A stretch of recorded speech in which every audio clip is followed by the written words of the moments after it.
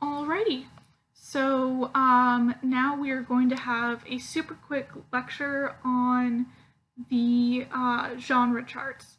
Now, if you are having trouble downloading the genre charts from the module, where you turn it in, I have uploaded it separately to its own little module, so you should be able to download it from there. It should be right above this video, right under the PowerPoint. That's where it is. So there are two ways that you can fill this out. One, if you want to go ahead and type all the information into the boxes, go for it, and then save it as a document and upload it that way. If you feel more comfortable handwriting it, you can go ahead and print it out, fill it in by hand, and take a picture or scan it and upload it that way. Either way is fine, so long as the chart gets done. So what is this chart exactly?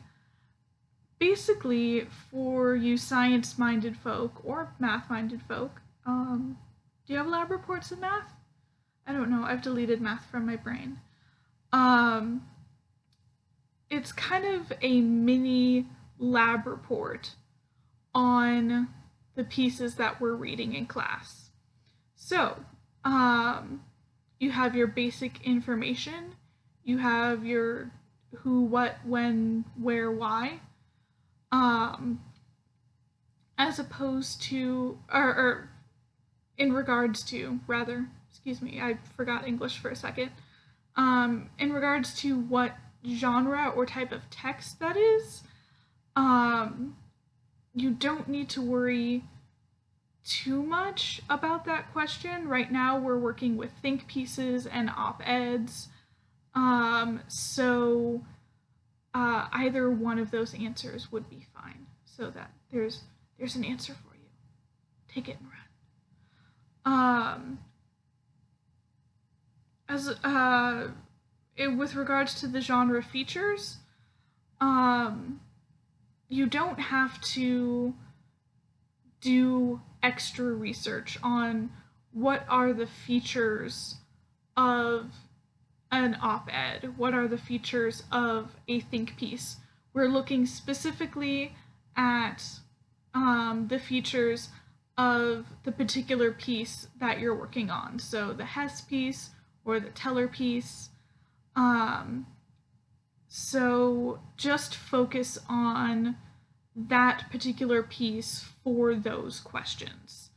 That's all it's asking you. We're not looking at like an overarching, what are the features of a think piece? We're looking at what are the features of this piece by Teller.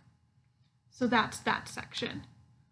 For visual features, some get published in magazines, some have photos accompanying them, some have word art or interesting things with fonts, so that might be the only one that needs explanation. Visually, what does the piece look like? Is it just words on a page, or is there more to it?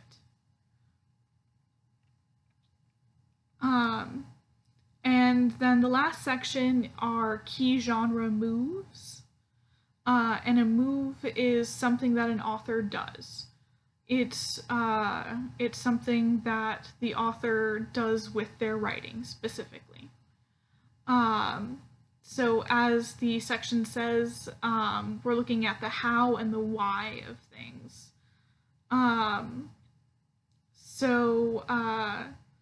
Here you have to include some specific examples from the text. So, it says in paragraph 4, the author does X, Y, Z. So we're looking at, does the author stake a position on a specific timely topic based on personal experience, interest, and credibility? So what that kind of interprets to is, does the author Is the author making a claim on something that is current? Are they making a claim on something that is relevant to them personally? So is it current, and is it personally relevant to the author? Can you find that somewhere in the text? Acknowledging an ongoing conversation about the topic by incorporating other experts and sources. So basically, just, is the author only saying their own opinion, or are they bringing in other sources? Are they joining the conversation? Are they saying something that adds to what is already being said about this particular topic? As opposed to just saying, well, this is what I think, and that's all you need to know. And then last but not least, providing suggestions, advice, and or guidance about the topic to the audience. And I feel that one's pretty straightforward. Do they do any of those things? If so, where and how? So for each of these sections, we're looking for a specific example, so a where, and then a how do they do it. In what way do they do this thing that you are claiming that they do? As always, I am available by email for questions if you have any questions on these genre charts. So have fun with them.